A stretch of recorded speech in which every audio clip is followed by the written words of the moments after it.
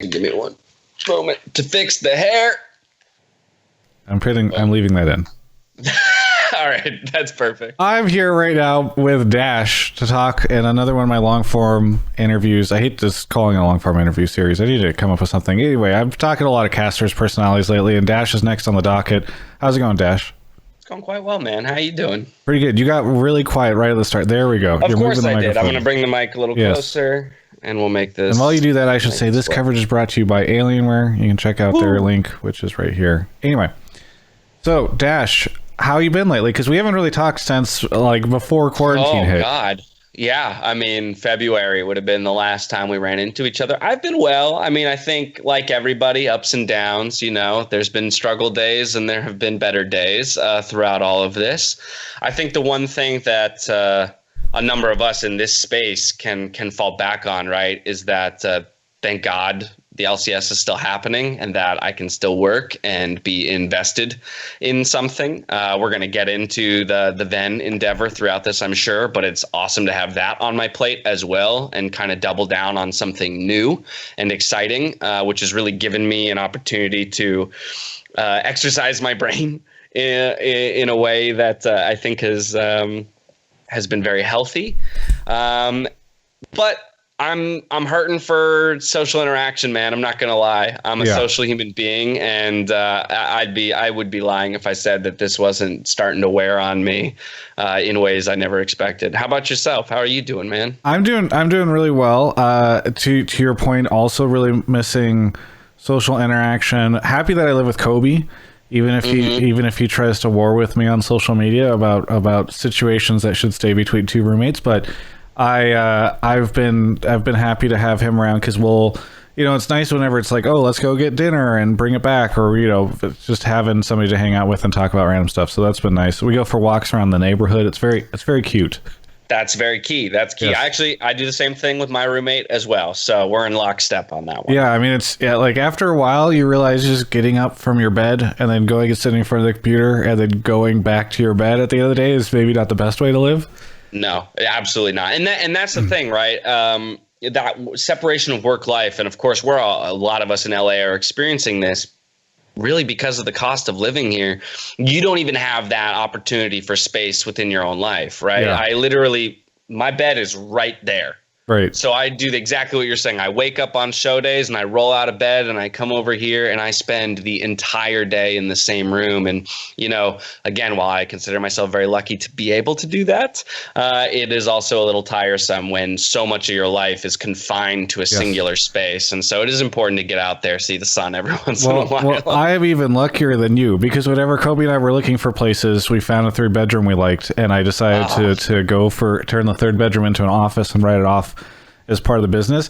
And I could tell you that like in the past when I have worked from my bedroom where as you said, you go for the bed and you go to the computer. And one of the problems that I frequently had back then was like, it's so easy to just be like, I'll just go lay back down on the bed for 30 minutes to look at my phone.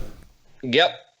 And the ease at which you do fall into like old habits and patterns when you're at home too, right? Because you are your own boss at that point. I mean, even though I technically have someone I answer to at both companies, at the end of the day, right, there's no one there stopping me from, like you said, walking off camera and going and doing something else unproductive for 30 minutes and then returning. And so it's definitely put a focus. This time in quarantine has definitely caused me to reconcile with myself some of my bad habits and some of the ways that I let myself, slip and really kind of assess how to motivate then, if I can identify that, hey, I'm being lazy, I'm not taking care of myself physically. Well, it's great that I can identify that, but now also how do I fix it? Right. And so there's been a lot of self-exploration during this time of just like, what do I respond to?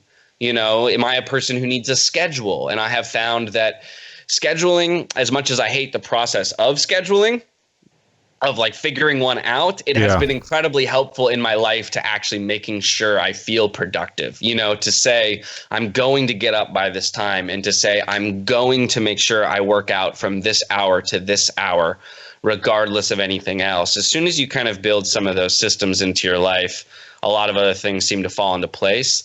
So I will say, hey, if we're going to go silver linings and bright sides of all of this, I think for a lot of people around the world, their self-exploration is going to be what they come out the other side of quarantine, better for, is just knowing better who they are. What are my needs as a human? What are my wants? What are my desires? And I mean, 2020 is definitely one of those years where it's just sort of like, because it's such a different situation from, I think, for how many people have been living their lives for so many years, like to your point, like there's just, it's a big character development year for so many of us, I think. That's a great way to put it. A great way to put it. We're all becoming a lot more aware of ourselves. Yeah, exactly. Well, anyway, we've had some longer conversations in the past. I always recall the one that we did at Worlds in 2015 in a hotel room in Berlin, where it was, I think, the end of your first full year at Riot, I want to say. Exactly. Or would it have been 2 years? Technically, it was my second year there. I did get hired in January of 2014, but the league audience, the competitive league audience, wasn't really aware of my existence until midway through that summer split in 2014. And I didn't host Worlds in 2014. I was basically just playing Shadow to Quickshot. Right. Quickshot was hosting, and I just followed him around everywhere he went so I could learn a little bit from him. And then, 2015 was my first year hosting a full season of League and Worlds for the first time. And we talked a lot about your past. I'm trying to remember all the things. Let's see which ones I remember. Okay. All right. Hit me. San Diego. Yep. Which is that's easy because I'm also from the San Diego area. But then you went to school in New York. Correct. Acting school. Yep. Yes. And then which one? And you did some stuff in New York for like a year or two, right? After you graduated? Yeah, I graduated 2013, stuck around for one more year. Okay. And then you moved out here, and then I guess that was around the time that you started, like not too long after you started at Riot, based off of what you were just telling me. Actually, I just lied about my own graduation date. I graduated in 2012. Okay. So you were in New York for 1 year after, right? 1 year, and then I moved out to LA summer of 2013, right before Worlds kicked off. Yeah. And that was LA Worlds, right? It was Galen Center, or it was Culver City Studios for like groups and quarters, which I went to. So I went to every single quarterfinal day that year, which was 4 days. And then I went to both semifinal days in the Galen Center. And then I went to the finals that year at Staples. So I went to the final 7 days of Worlds for 2013. And were you there then in the year? Oh, no, never mind. I was just thinking of 2012 whenever they had the internet. Oh, no. I watched. So that was how I got introduced to League initially. Was a friend pushed it on me summer 2012, right after I graduated, because he was like, "Look, you're graduated, you're unemployed, you have all this time, you should play this free game." And I was like, "All right, sounds good. I'll give it a shot." Really didn't like the game at first. Granted, I was playing it on a Mac. On a Mac client, one that Riot didn't make, and it was garbage. So I was like, I hate this game, dude. This is terrible. And he goes, no. Like, you're a competitive-minded person, so I think if you see what this game looks like at the highest levels, you'll be into it. So he goes, watch Season 2 Worlds. All the best teams will be there. I watched. So I saw that moment where the internet failed and Jat had to delay for 6 hours. But watching Season 2 Worlds really is what sold me on League of Legends as a game. Watching TPA, rise up and win in unexpected fashion, but impressive fashion, and to really see what this game could be. Since I was a level 17 account playing Twisted Treeline only, I had no concept of what League of Legends actually was. Right. And in the course of that event, I was like, this is a real thing. This is going to be huge, and I want to get good at this game. So at first I just cared about getting good. I had no inclination of being a part of the broadcast. And I forget, because we might have talked about this previously, but were you much of a gamer before League and growing up or anything like that?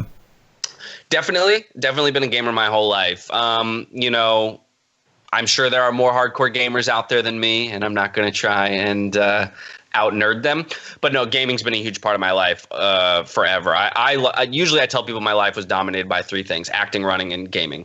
So I started gaming as soon as I could pick up a controller. Next door neighbor had a console. So I'd go over and play with him, Mario Kart, Smash Brothers, Mario, all that kind of, you know, Super Mario Brothers, all that kind of stuff in the real early days, into the Xbox PS2 era, Halo, you know, Xbox Live. Then it was Age of Empires 2 was kind of the first thing that got me on PC, right? So it was like definitely introduced to video games through consoles. Age of Empires 2 to Warcraft 3 to Frozen Throne to World of Warcraft. So I was hard in the Blizzard camp, right. Warcraft kind of IP. Played WoW from vanilla day one to college, and then I quit when I went to college because I had no time. So there was definitely like a 3-year gap in college where gaming just like disappeared from my radar because I was really focused on other things. But outside of those 3 years, I'd say I was gaming as many hours as I was doing anything else in my life. Yeah. But yeah, I spent most of my PC gaming career in Blizzard titles. Played a ton of others, right? But that Warcraft 3, Brood War, World of Warcraft, all that stuff. Yeah. Not Diablo.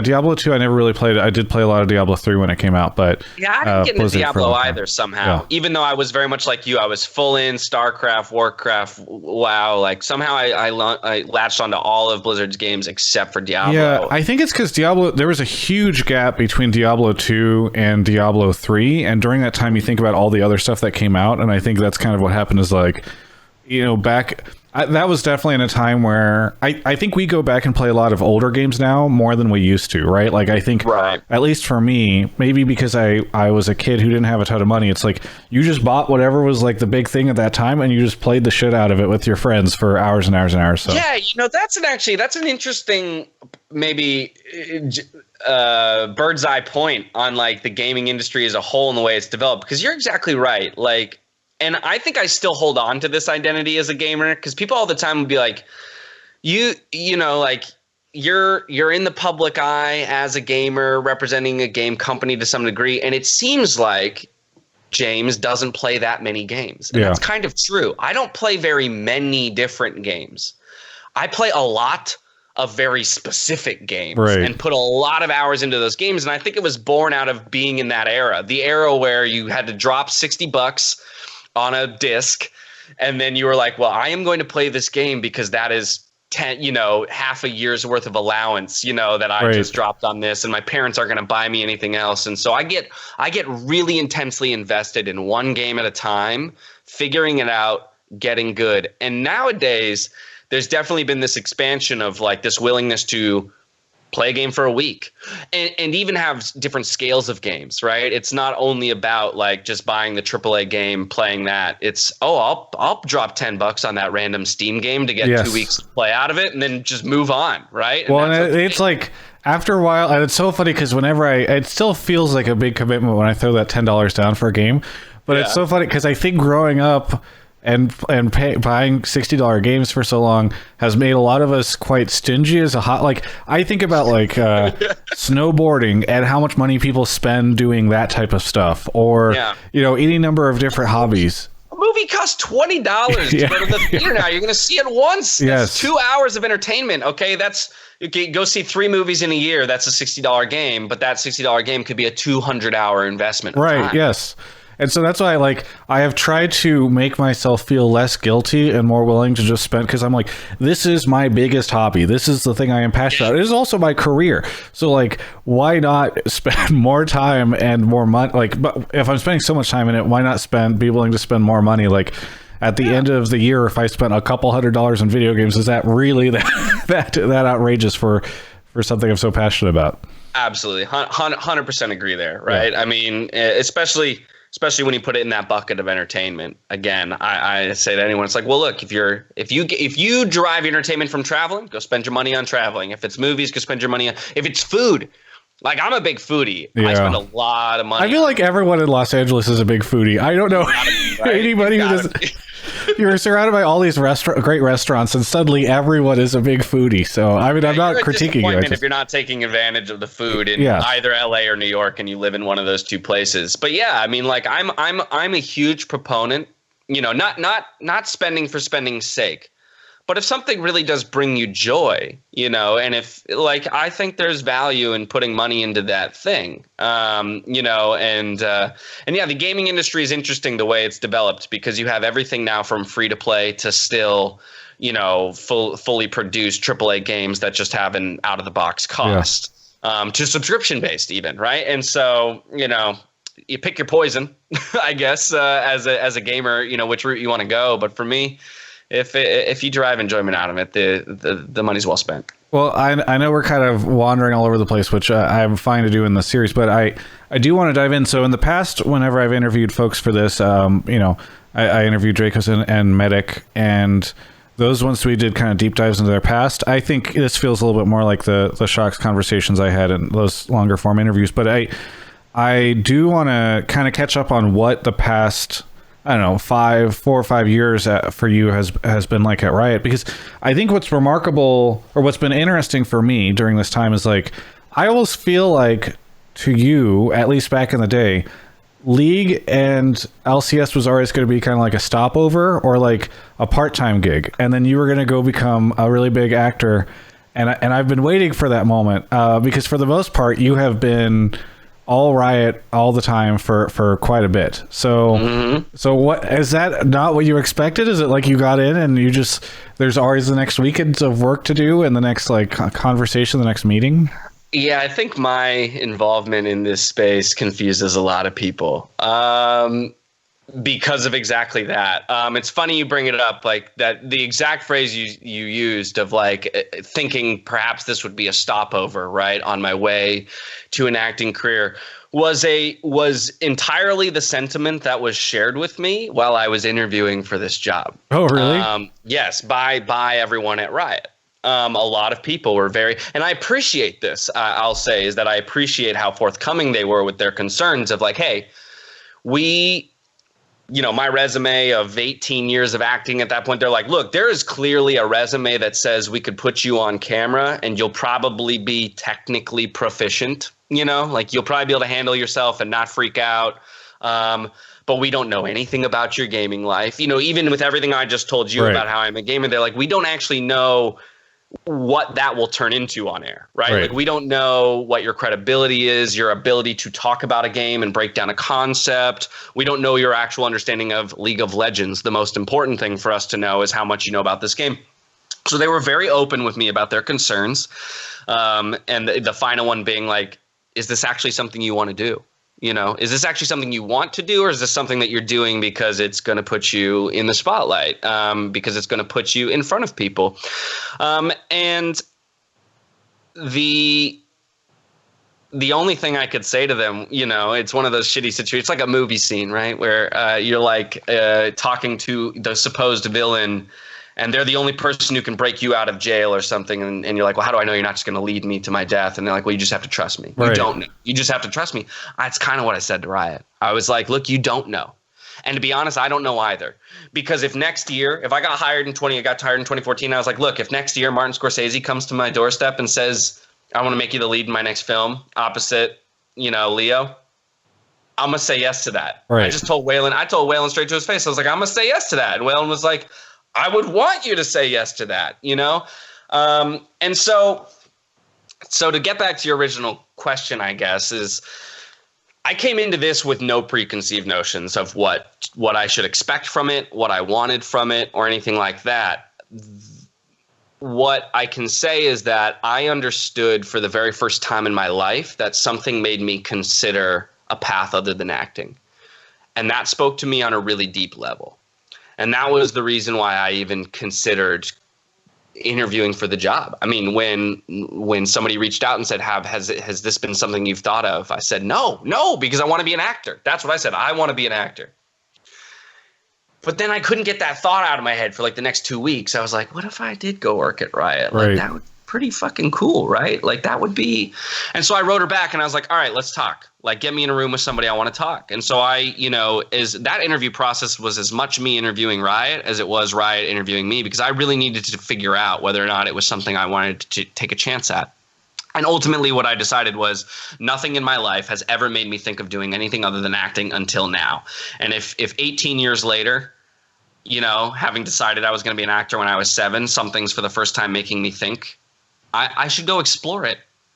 And there was really no fear in, I could do Riot, I could do hosting for League of Legends for a year, decide it's totally not for me, and then I could leave, and that was an option. And so I think I just came to terms with this idea that like everyone's gonna have to take a risk at some point in their life, right? And it's just a matter of when you're gonna do it and when you feel is the best time to do it. And Riot felt like a perfect time to take a risk. And I loved the game dearly. I loved the competitive scene. I would have been watching if I wasn't hosting, right? I would have still been an LCS fan, and watching all of season 3 and season 4. So yeah, it was just kind of one of those things where I don't think anybody really was prepared for what this would become. And I basically was in the right place at the right time, I have to admit.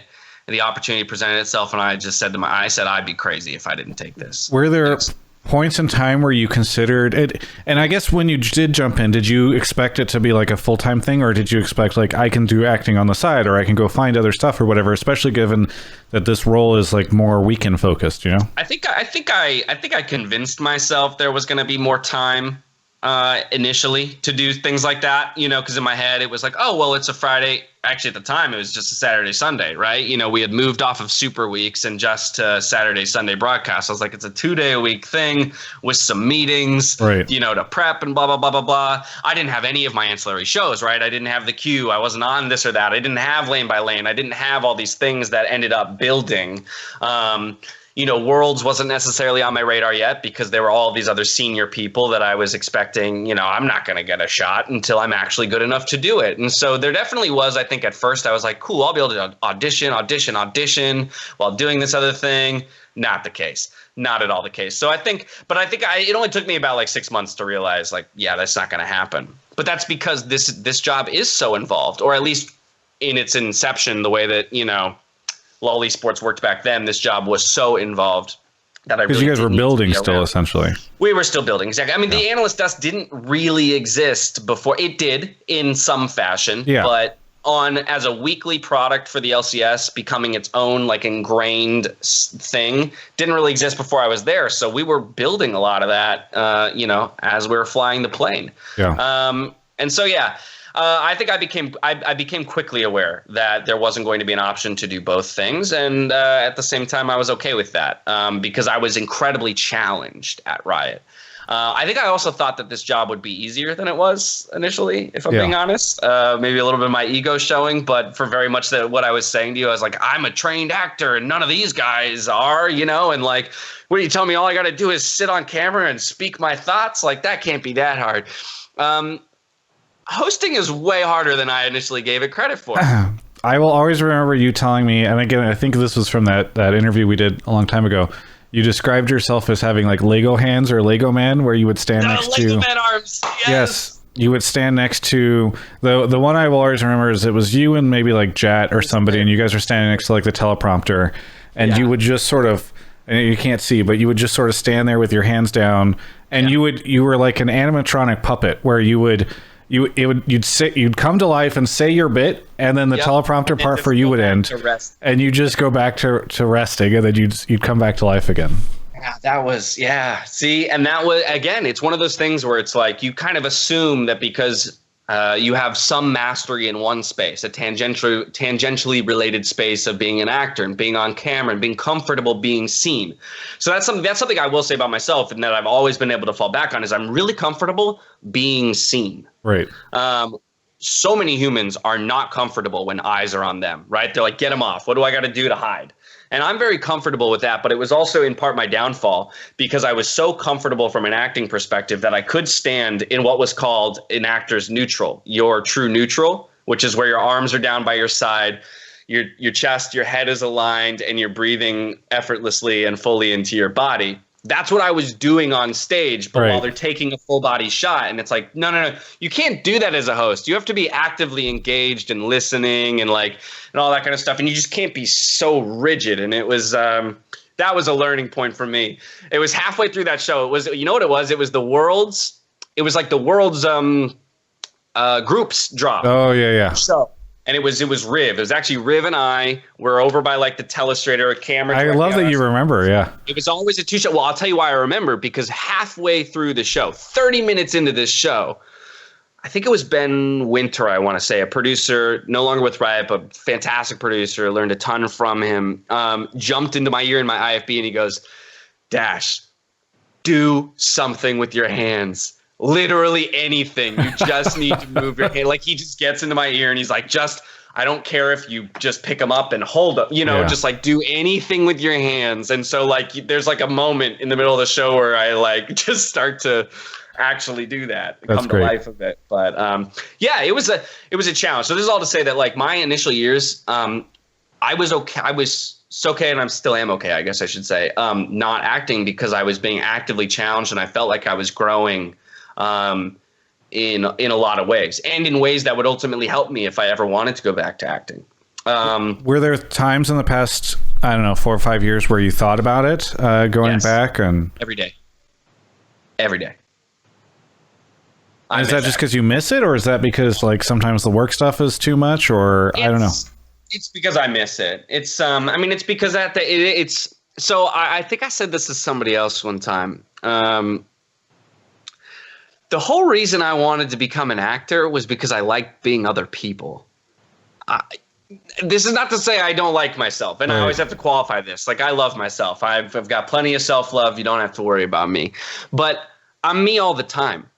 I don't really want to, I want to be other people. I want to live more lives. And like when I really tried to unpack this with someone, I said, we all have a finite amount of time on Earth. And so when I think really philosophically about how I want my time to be utilized on Earth, I think, okay, how would I on my deathbed reflect on my life and say, wow, I lived the fullest possible life? Like I did everything I could with the amount of time I was given. I lived the fullest life.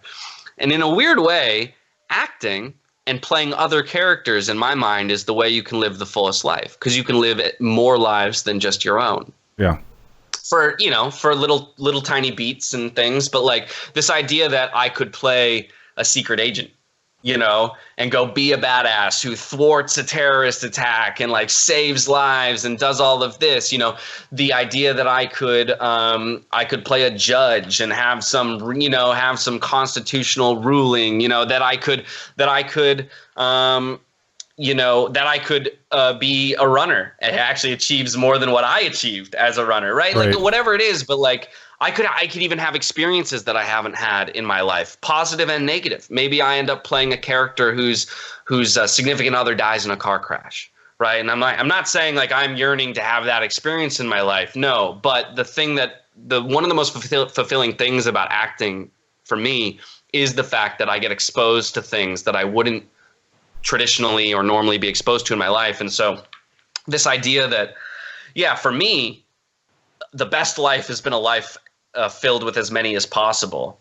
Hosting, I play myself. Right. I don't want to be I want to be other people. Well, you play a version of yourself, right? I play a caricature. I do. Yeah. I definitely play a caricature, an energized version of myself. And I would argue Dash is even a little different than James, right? Yeah. And there's Dark Dash. And then there's Dark Dash. And that's the thing. Riot has been incredible with opportunities for me to branch out, for things like that. The Arfitational, again, I was, like things like that where I get to put on an accent and be hoity-toity and do whatever I want. Right. Dark Dash stuff, doing the Draven monologue that I did one time, I love that stuff. Our cold opens where we do little stupid skits, with me and the commissioner, or like the, figuring out how to rebrand to just LCS. Like those are some of the most fun I have is doing that. The All-Stars intros, being able to be like a WWE, announcer for a moment. That's not really James, I'm kind of putting on a character there, and that's super fun to me. I actually wish that you guys would do more of that with yourself, and even less versions of like different versions of Dash, even more just like I look at what, not to get into an LCS LEC situation, but like it's been pretty cool to see what Dracos and those guys have been able to do with like the music stuff. And I'm like, okay, well, we've got Dash.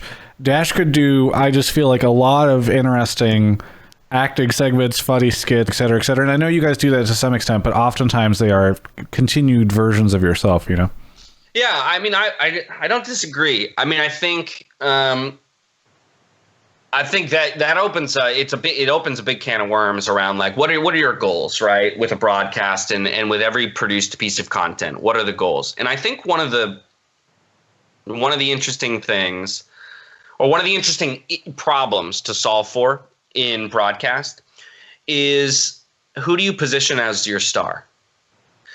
And the LCS ultimately is about the teams and the players. We are important pieces as personalities on air. Yeah. Absolutely. And if you have bad personalities casting your games and hosting the desk, like, you're going to lose an audience as well. But at the end of the day, I think there are a lot of questions around how do you position stars. And when I look at traditional sports, not all the time, but very rarely in their like ancillary content, are they positioning a host or a caster as the focal point? They might be involved, but they're very rarely the focal point. And so I think that there's this trepidation around like that exact thing you brought up when I first got hired. Does doing a bunch of skits with Dash just become a stepping stone for him to become an actor? I don't know. Yeah, I think I worry less about if I was in a decision-making situation on the broadcast team, like I would worry less about that and more on how do we make a more entertaining broadcast. I think one of the reasons why I would love to see you guys do more on the broadcast that is more, make it more about you a little bit, is because I'm going to be honest, Ash, our current crop of pro players, there are some that are great personalities and are fantastic at interviews and are really entertaining. A lot of them, very understandably, incredibly focused on the game, not interested in giving the most compelling answers to questions or being particularly interesting. And I'll be the first to join you in that sentiment, saying, yeah, absolutely. Like, we have some absolute superstars, big personalities, loud personalities who conduct themselves well in those on-camera environments. And then we have a bunch who just they haven't found their footing in that regard. They're young people who haven't had the training, maybe never expected this to be a part of their life, and now they're like, wait a second, I've got all these eyeballs on me and they expect me to be entertaining, and I don't know what that means. I totally acknowledge that. All I'm saying is that I think we should absolutely look for more ways to break those people out of their shells, because I think the longevity of a sports league relies on pathways being open and obvious to players to develop personalities. Yeah. Because as you mentioned, like, yeah, sure, there can always be this pull that I'm there, but at the end of the day, people are there to watch the games, and great, Dash is a good host and I like him, whatever. But to your point, what if Dash isn't there in 5 years, but the LCS still is? You don't want you don't want the life of your network or your product to be determined by just this guy, right? Yeah, but like, you build new people over time. You do. Yeah, I'm not saying. Sure. By the way, I'm not saying invest all of our LCS stock dollars into Dash. But I mean, not a bad idea. No. but I do think it would be nice to. I think so. What I would be interested in is how do we link those two ideas? Yeah. Right. So much the way that LEC, I think, has, like, I think Shox's bits are really great examples of this, where she's done like the therapy sessions. Yeah. When you if you use me as the baseline, if you use me as the known quantity, all right, we know what we're going to get from Dash when we build a skit. He'll be the straight man. We can bounce things off of him, blah, blah. He's our known quantity. Now let's get players involved with him so that they can, be lifted up, like that. That's what I would be interested in. Is I'm less interested in doing like the Flexius stuff. Yeah. I think that stuff is fantastic because they also have a focus with that stuff where they're looking at like analytical things or they're making commentary about the game. But I personally have less interest in just making up a bunch of characters for James to do in 2-minute segments. I would be way more interested in developing characters that then get to, actually, that's a really good point. I think it would be quite fun.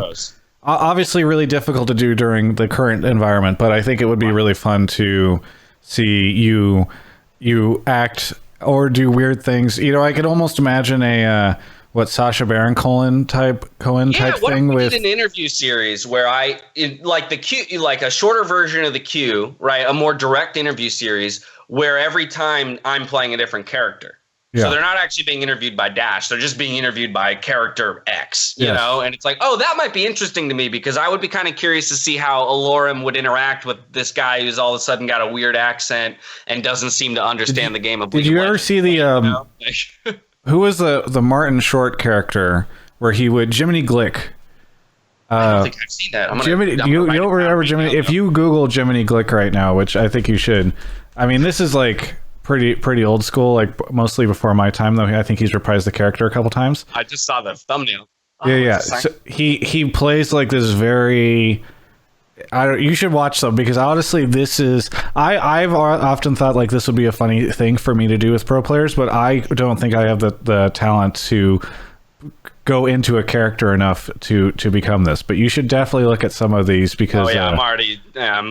There's ones where he interviews Tom Hanks and Chevy Chase and a bunch of people, and he mostly just like figures out ways to kind of insult them a little bit and keep them off edge. You know, it's a little bit like Between Two Ferns. But I was gonna say, I'm already thinking like Zach Galifianakis, John Oliver style correspondent things where it's like very like. But this is very much like way into a character. Like he's developed this pretty far. You should check it out because I think I definitely will. I definitely will.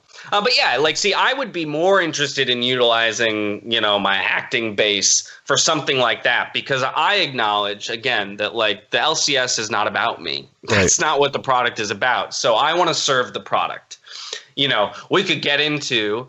Right. The fact that I miss acting every day. And that's the piece of me that does want to just go play a character in a movie and like invest in that character for a year. Yeah. Really defining it and working with a team and producing this product and then saying goodbye to that character, having lived that life and going and finding a new character and exploring that and living that. So like that's the thing that I definitely miss. I miss all the time.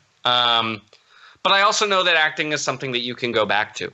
I think one of the wonderful things about acting is that there's an actor at every age, like maybe I am. And I think the thing that maybe I miss or that eats at me the most is like, what are the roles I'm missing? Because obviously some roles I'm already past them. I can't play an 18-year-old anymore. I could maybe play a 22-year-old.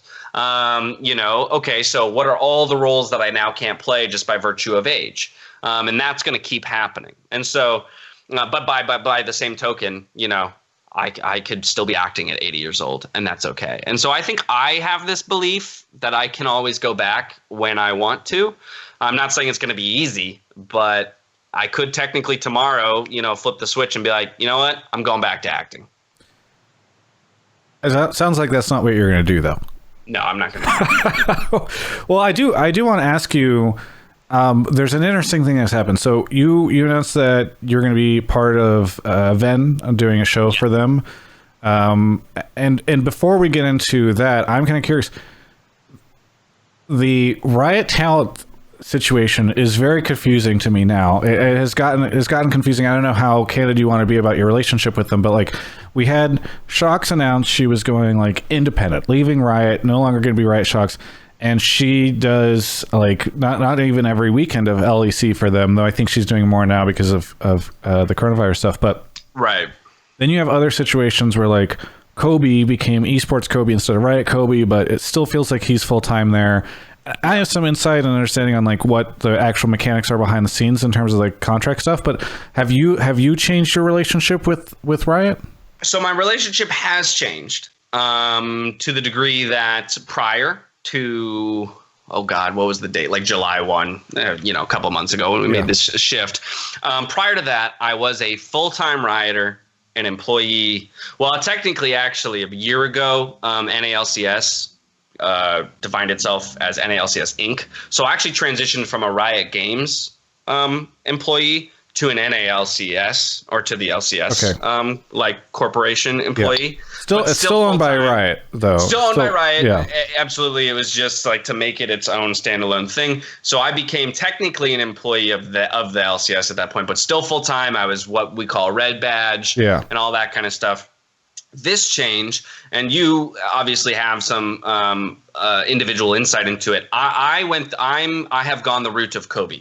not of Shocks. Okay. So you are right in that there is a distinction between those two things. Shocks being more of a freelancer, and I don't know the details of her contract, and I don't want to misrepresent what her contract is.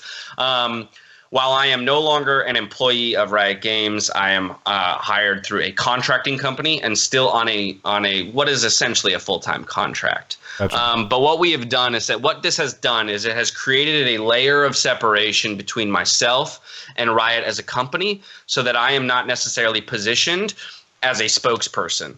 I never really was, right? That was never my role. But when you see Riot Dash, anything I say on Twitter can immediately be, pinned on Riot. We, over the years, have seen maybe a need might be too strong of a word, but we've seen value in creating a little bit of a division between casters and the company itself, so that we can be more outwardly critical, so that we can be more outwardly opinionated and be personalities that people want to get behind, and not be so bucketed or whatever it is, the word you want to use. Well, it mirrors the traditional entertainment world too. Like, very rarely is anybody ever just like a full-time employee of someplace. Generally speaking, there's talent contracts, and you sign, and you have sometimes even representation in these situations or whatever. So it does not surprise me to see that this is the direction we're seeing a lot of talent go, and a lot of the relationship with Riot.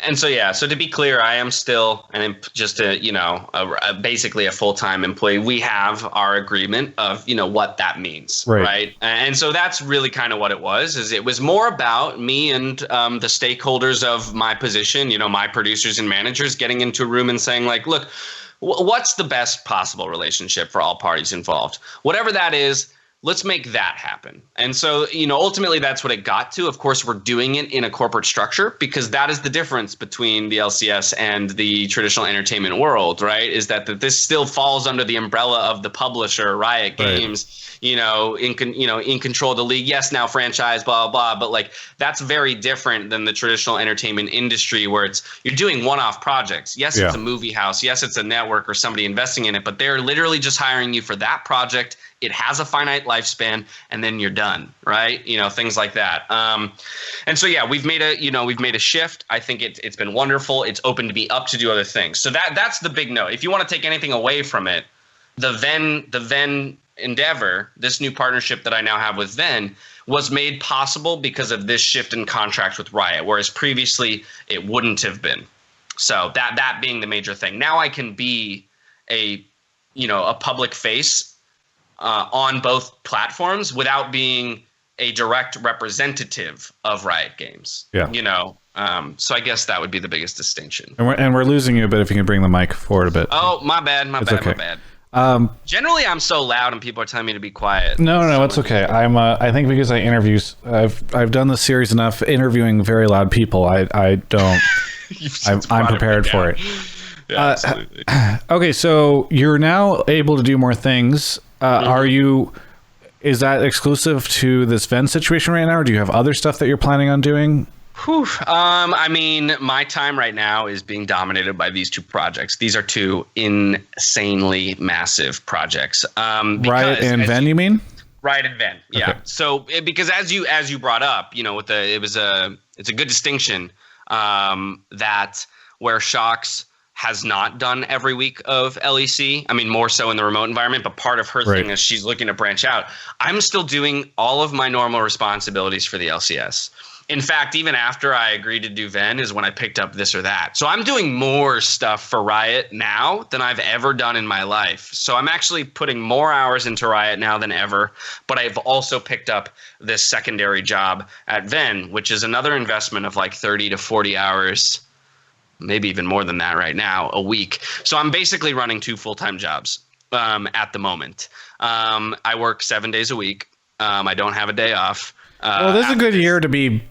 Like, it's not like it's a great year for us to be. Look, I consider myself to be just over the moon lucky that not only in the middle of a pandemic and quarantine could I continue my normal job, but I was lucky enough to find an extra piece of work, an outlet, and an organization that I'm really excited about working with. And so this year has been an incredible year for me on all fronts. It is a little daunting. There's definitely a little bit of it that's like, okay, oh, wow, yeah, normally I would get to sleep in on Mondays. Don't get to do that now, But it's going to be really cool. It's going to be really cool to be able to spread my wings a little bit.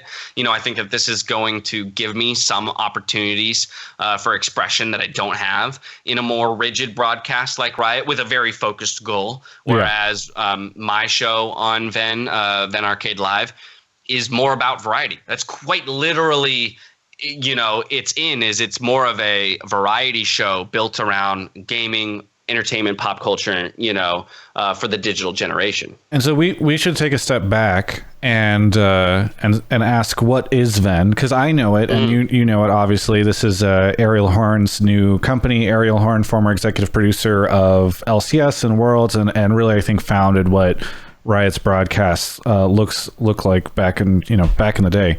And so now he's done this. And so I maybe he just approached you and said, want to do this, or and I guess we should also say they're creating a bunch of different shows. So you have one of the many that are in there. I'm one tiny piece of what will eventually bloom into a 24/7 digital network of programming. But yeah, so let's start at the beginning. So first, what is Vin? Vin is a digital network, 24/7 digital network. Now, a lot of people, when they hear that, right, and I think some of the confusion around Vin right now is they go, oh, so it's a new Twitch. It's a new YouTube. It's a new Mixer. It's whatever. It's trying to be a platform itself. No, that is not what it's trying to do. Vin is the network of shows distributed across countless platforms. So you're a Twitch user? Great, we're going to be on Twitch. You're a YouTube watcher? Great, we're going to be on YouTube, just on the Vin channel. And Vin is going to have its entire slate of dedicated programming that is created in-house. Now, okay, interesting. So what does that mean? Basically, it means we're taking the model of television, network television, and we're just saying get rid of the networks, get rid of the TV networks, go to the platforms and the people who consume content digitally, and go distribute it to them there, right? And so our targets are the demographics, of gamers and young millennials, Gen Z, people who take in all of their content online. I have not paid for cable in God knows how many years. I don't know about you. The only thing I pay for is internet. Yeah. And so that's our goal. We're trying to remove that barrier to entry to consistent, scheduled, highly produced programming of needing to pay for cable and have a TV. No, you've got a computer, you're a gamer, you're on Twitch already. Cool. You're a fan of Vin Arcade Live? Come watch for an hour.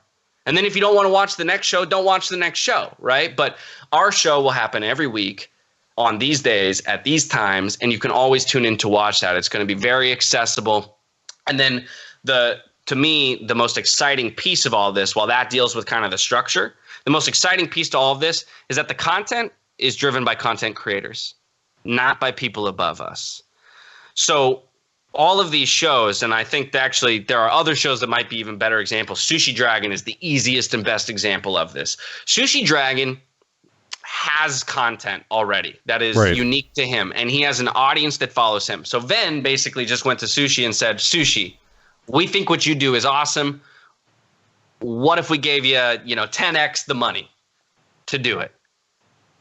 What would you do? What would you dream up? What would you do? And Sushi says, I do this, and this. And they go, great, here's the money. Right. We're gonna give you the camera crew. We're gonna give you producers who know the back end and can do all the organizing and the scheduling. And so is that what they did with you essentially? Did they come to you and say, what would you create? And you created Vin Arcade Live? I did not create Vin Arcade Live. I actually pitched them some other shows. We decided not to go with some of those. I'm looking forward to pitching them some new shows, some new ideas that I'm cooking up, because there's still more space for new content. This was actually Vin Arcade Live is more of a catch-all show. So this was one of the ones that I don't know who was the original brainchild of, but essentially through talking to Veranda and Ariel Horn, they said, we think you'd be a good fit for this. The goal of Vin Arcade Live, the best way I can describe it is think variety show for all things gaming, music, entertainment, and pop culture. So this means that we will be hitting all of the big news of the day, right?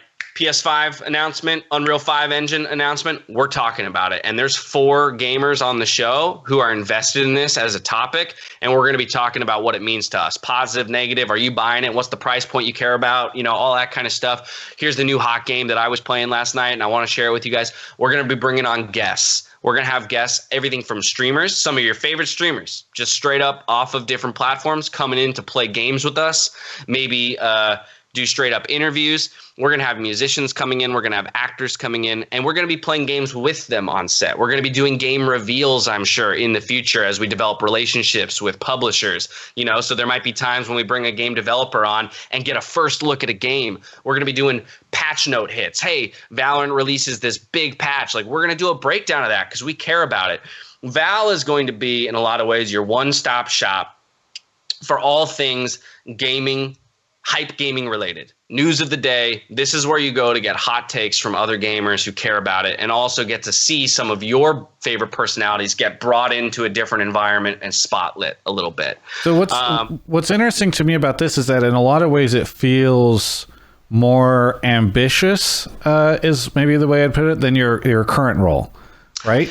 In some ways, yeah, because there's maybe a little bit less definition here. Every show for Vin Arcade Live might look a little, is probably going to look different than, when you tune into the LCS, you generally know the structure you're getting. You generally know the flow. I mean, the content within it can be different, but like, you know what you're getting from start to finish. And there will be structure to Vin Arcade Live. Don't get me wrong. There will be structure. But within that structure, there's going to be a lot more freedom. There's going to be a lot more freedom to be just who we are as people, and to more candidly represent our opinions. If someone releases a game, if they price the PS5 at $1,200 and we talk about that on air, I'm going to be like, fuck that, Sony, screw you. Like, I'll call that out on air. I don't have the same kinds of restrictions, that I would in a different environment. There's also going to be a lot more fun, I think there's going to be more opportunity to play. Going back to the conversation we had before, I am less of the focal point when I'm on the LCS. I am servicing, a larger product. I'm a little bit more of the focal point here on Vin Arcade Live. Like, you're tuning in because you want our hot takes on something. You also hopefully tune in for the guests we have and the game reveals and some of the content. But ideally, we'll drive the show as personalities that you want to come tune in every Wednesday to be like, I want to. This company released this awful trailer today. I bet you they're going to talk about it on Vin Arcade Live, and I really want to hear Dash go in on that publisher for it. Like, cool. I hope that that's one of the main drivers for you. So let me ask you this. Is there any part of you that feels as though, because I'm just putting myself in your shoes. I've got LCS, which I've been doing for a very long time, and it is in a lot of ways on wheels, right? Like, that you guys develop new stuff every week for the different shows, but like ultimately that is like a process that runs on its own, and you participate in the places you need to, and then the show hits. Yeah. This feels like a wildly different situation because you have so much more you can do. I think Ven seems more open to a variety of different personalities. I know Sasha Grey has a show over there. I don't think Riot would be working with Sasha Grey. I don't know if, I'm not sure they would. I don't know if you've actually seen that trailer, but I've seen the trailer, yeah. That's one of the shows I'm actually most excited for. Not only because Sasha Grey, I haven't yet to meet her, but she just seems so crazy down to earth and dumbfounded as well. Within that trailer, the candidness by which they're able to talk about certain things, and just you can already tell their rapport with each other. I'm in. I'm sold. I want to hear these two talk about anything. And to my point, right? Like, there's going to be a wide variety of stuff you can do there, and I'm kind of curious. Like, if I was in your shoes, it would be difficult not to think like Vin Arcade Live, all this stuff, if it is successful, is perhaps more my future than the LCS, which is a thing that I've been doing for the past 5 or 6 years, and like maybe like this is a place for you to grow in a way that you can't potentially grow with the LCS. Yeah. You just trying to get me to scare the League of Legends audience by saying I'm not. I'm just. It's a legitimate question because I'm gonna be gone. No, it is a legit question. So, but here's what I'll say to that. I think that that's a totally legitimate quote unquote fear might be the wrong word, but like, you know, thing to think about as time goes on is like naturally when somebody picks up another job or another thing and they invest time in it, there's a possibility that they get swept up and they love it. I mean, a good example of this that is somewhat topical is like Olivia Munn doesn't do gaming shows anymore, right? That is a great example. That is a fantastic example. But I guess, and this might be a bit of a cop-out answer, but where I come back to is the way I ended up at Riot, I think is the evidence that I'm done planning for my life. Right. Like that my ending up in this position to be the host of League of Legends internationally, which I would have never considered that for myself before it was an option for myself. That to me is evidence enough that I can't think that far into the future. If Ven does succeed, and I'm very positive that it will because we got incredible people working on it and I'm super jazzed about the content. If and when Ven does succeed, then I will reapproach the discussion of what does this mean for me in my life. I do want to jump back though to the thing you were talking about with like the LCS being a little bit more kind of on wheels. I love that you're analyst desking me right now. The amount of times I've seen you be like, Mark, I do want to jump back to what you were saying about DeMonte's play in that game. Yeah, I mean, look, I love it though. You're giving me good stuff to think about. You know, I want to jump back to that idea because I think what you've hit on is exactly the reason I'm allowed to do what I do now, right? Like this then would not have been an option for me 2 or 3 years ago. I think because I was still finding my footing as a host. I was still figuring out what the LCS was. We were still working the show quite a lot. And while I will continue to invest in the show and we want that show to continue to evolve and get better, I am more confident in my baseline as a host. I am more confident in my knowledge of the scene, my expertise, and my way to, you know, my ability to hold down the desk. So I did unlock maybe an extra 10 hours in my week where I don't have to invest as heavily into the LCS because my baseline's already there. Right. Now I can go invest that time into something else. And let me be honest, I think hosting Ven is going to make me a better league host. That was part of it too. I went to Riot and I felt, I'll be very honest, I feel that my hosting the last couple of years for Riot has been a bit stagnant. I think I got a healthy ego. I think I'm a great host. I think I've got a very good, awareness of what's going on and what my ability is. But I'm not going to sit here and tell you that I think I'm done growing as a host. But I also have to be honest with myself about where that growth is going to come. And you can probably attest to this yourself as you've throughout your career, you went and took a shot with Yahoo, right? And I'm sure you grew tremendously, both as an individual in terms of leading a team, building what would become Travis Gafford Industries and having a little bit more, awareness of the business side of things, but also just interacting with different people and learning from different people. Yeah. I'm now working with a producer who's got decades of experience in the entertainment industry, but not in the gaming industry. And I'm now learning from him on Ven, things that I wouldn't have learned at Riot. Similar to the way I learned a bunch of things at Riot that I didn't learn in acting school, right? Like I came to Riot thinking I knew what I was doing, and then I quickly learned I did not.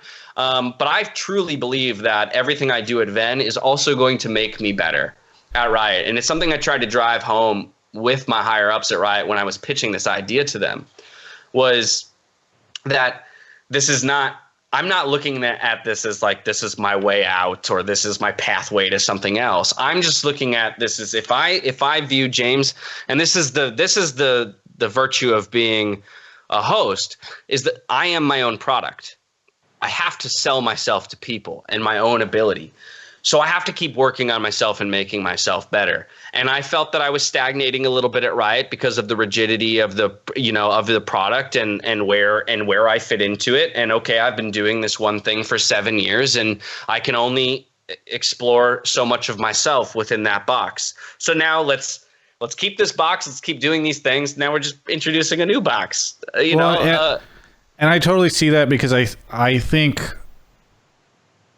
to make a strange analogy here, I think when Doublelift came out and said he was having motivation issues, there was a lot of conversation around motivation and how you can't just create motivation. You can't just choose to be motivated. Similarly, I think it's hard to just choose to be creative. And I know personally that there have been times that I look, and ironically, they are usually the opposite of the times that Reddit thinks that I'm like phoning it in or something like that. It's like what is amazing is the community will see some interview where I was like, man, I just did not have a good day that day and just did this. And people will be like, this interview's great. And then the next interview that I was like, I nailed it. They'll be like, Travis sucks. Anyway, but it is difficult sometimes. And no one ever has that just like motivation and creativity through the roof at all times. It tends to go like this. And so I can totally understand why you look at Ven as an area for you to like kind of, not say that you haven't been trying lately, but like, really get the batteries charged again and get going. And that perhaps the conversations you'll have in show meetings there will help in story meetings at Riot and blah, blah, blah. Exactly. Right. I mean, it's like,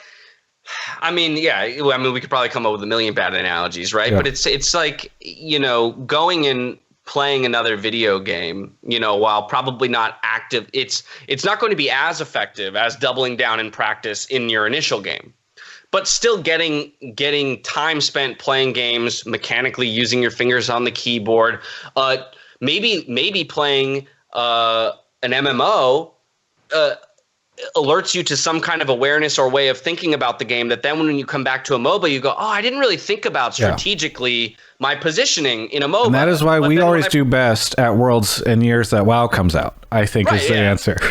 Exactly. The new expansion hits. But you know what I'm saying? Like, yes. There can be so much value gained by just doing something different than what you've done before, by putting yourself in an uncomfortable position. I tell people all the time that actually, I don't tell people this. This is something I say this to people, but it did not come from me. It came from Stella Adler, the studio that I trained in at NYU. And Stella Adler, one of, the greatest actresses in our life, well, in history, not our lifetimes, said that growth as an actor and as a human are synonymous. So you cannot become a better actor without first becoming a better, more full human being. And they don't mean a good human being. Right. They just mean you have to better yourself as a human. You have to continue investing in yourself, both your physical self, so that you being on camera, you have to have breath support. You have to have, it's not just about looking good. It's about actually being physically well so that you can stand for 6 hours straight and yell into a microphone, and all of that, but also so that you can support all of the emotional ideas that you have. I have to better myself as an individual so that I can have a deeper understanding of the backgrounds that people come from. Part of you can definitely relate to this as an interviewer, your ability to communicate with you. The more you talk to more people of more backgrounds, the more I have traveled and talked to people of who are English second language, the better I have become at communicating. Both my own ideas to them and at understanding other people's ideas. It's given me perspectives to draw analogies when I'm talking about certain concepts. And so for me, it's always about how do I become better? And if I become better personally, then I will do better. I will be better in my job. And as you said, so for Riot, I'm still putting in effort. I will still keep trying to get better. But at a certain point, just doing that over and over is going to be marginal improvement. Whereas just going and planting myself into a completely new environment, a completely uncomfortable environment and saying, dude, sink or swim, let's see what happens. I'm excited for this because I haven't spoken about games this way in front of people. Yeah. Dash is the guy who gets shit done. He's the guy who gets us from point A to point B. All right, you talk, now you talk. And there will be a bit of that. I'm going to get practice on that technical front in Ven because I will still be leading discussions. I'll still be interviewing people and all that. But I'm also going to get times to just play games on camera and fail miserably and laugh and experience gamer highs and gamer lows. And I'm really excited about what that I think is going to do for me as a public figure. I'm a pretty private person. I think we've talked about this before. I'm not very good at social media. I'm not a very outward thinker to people. When you ask me a question, I talk for years, right? But I don't just get on Twitter and put out a thought. That's not in my nature.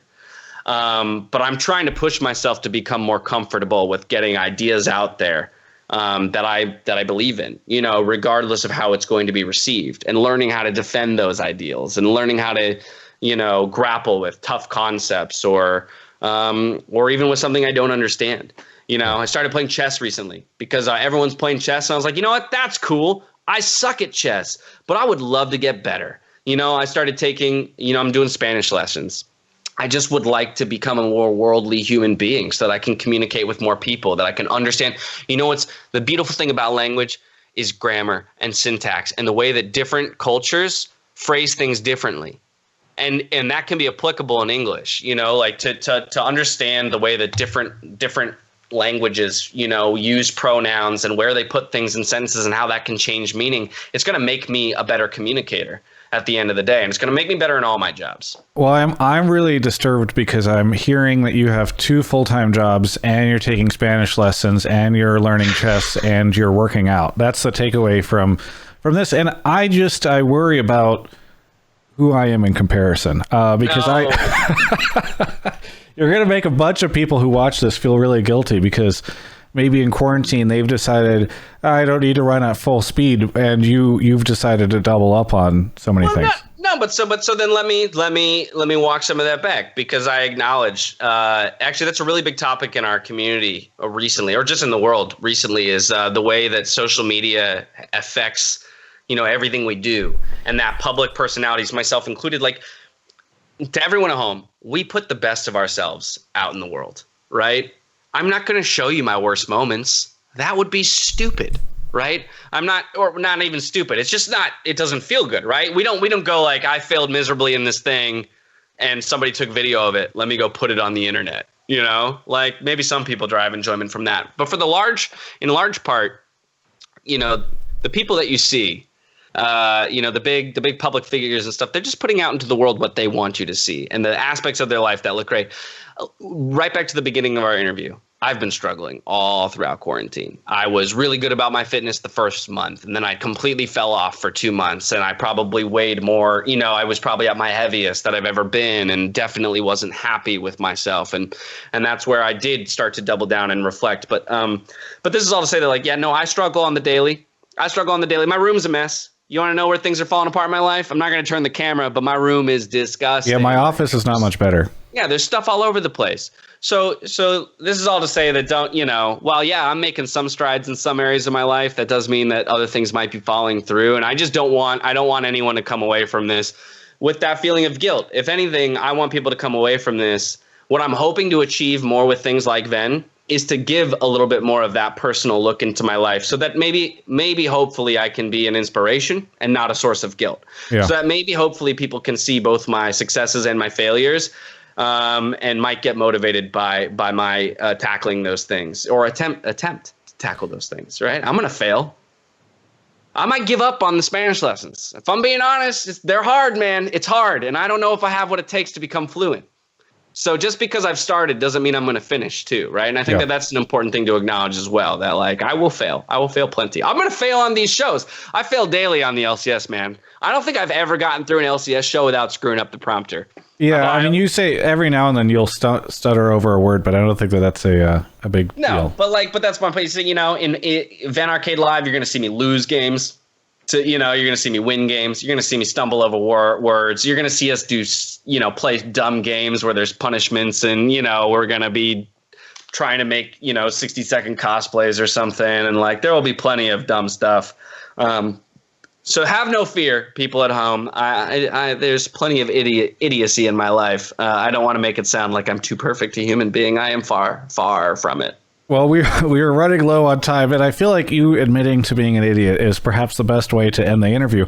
Is there why not? Is there anything that you would want to say to anybody out there, Dash, especially as people are perhaps watching this and thinking and reflecting on sort of your path forward and the way that they connect with you individually?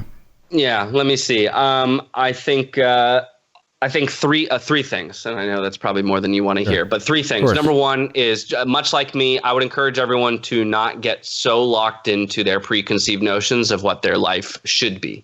I think it's great to have goals. I think it's great to have aspirations. Don't blind yourself to the opportunities that are provided to you. and look at opportunities as investments into yourself, and be excited about where they go. Also be able to say no.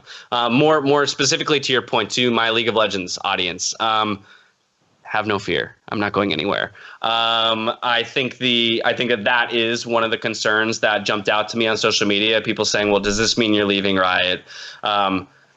I guess on the contract level, like, sure, I'm no longer a Riot employee. Outside of literally that, I fill the same role for the LCS and League of Legends internationally that I did before this move happened. If anything, I'm more involved. Like I said, I'm actually picking up more projects, and part of all this is figuring out what time actually needs to be spent at Riot and which time doesn't, so that I can better utilize that to expand my brand, get more eyeballs onto the LCS and esports as a product, and be a representative of our community, but also level up and get better at my job. And then the third thing I'll say is about Ven. I'm super fucking pumped about this endeavor. I am so excited that a bunch of really talented people saw a need in the space for something like this, fully committed to making it happen, and fully committed to bringing people on board that they think can realize their dream. And they're investing in those people from the bottom up. This is not a company that's run top down, it's run bottom up. And all of the creators who are involved, I'm just over the moon for. Knowing some of them personally, they're rock stars like Sushi, like Digon, like Chrissy Costanza is a total badass. And like, these are just great personalities. And if you were going to go watch them on their stream, the thing that you should know about Ven is taking content creators and empowering them with production value. If you want to know at the very core of what this is, you take somebody in their element and we're giving them more money and more ability. That's it. Put them on a network and see what happens. We're going to celebrate gaming as a space and as a community. We're going to make utter fools of ourselves on Vin Arcade Live. I think that's why people are going to enjoy the show. It's going to be me, Digon, Tia, and Emily May just absolutely trashing on each other, failing miserably at games for the first time, talking to people who are way smarter and way cooler than us, bringing them onto the show. But like, we're just going to have a good time partying for an hour every day. Well, I'm looking forward to seeing the party, Dash, and I'm glad that of the three things, you finished with the plug for the show. Naturally, we got the logo up on the screen behind me. Yes, exactly. August 5th. Artfully done. Either way, thank you so much, Dash, for the interview and sitting down with me. Always good to catch up, and like, honestly, it's been part of the enjoyment for doing these interviews for me. Is it's just been nice to kind of like, in some cases, connect for kind of the first time, like with some of the LEC folks, and then other cases reconnect with friends who I would normally see on like a weekly basis, but now haven't seen in months, I guess. This has been fantastic, Travis. Thank you so much for bringing me on. The one thing I'll say is maybe once you do the whole rounds of everyone individually, yes, we do a big old round table. Oh, potentially, yes. Yeah, big old round table. Like, you get the EU folks, you get the NA folks. We all hop in and we reminisce over the last decade of League of Legends. I think that could be a lot of fun. I worry because I know that there's always a bit of competitiveness between you guys, and I worry that the LEC folks this might be a good year for them. They'll come in hot. Yeah. NA has been struggling in a lot of different areas, both on the Rift, elsewhere, whatever.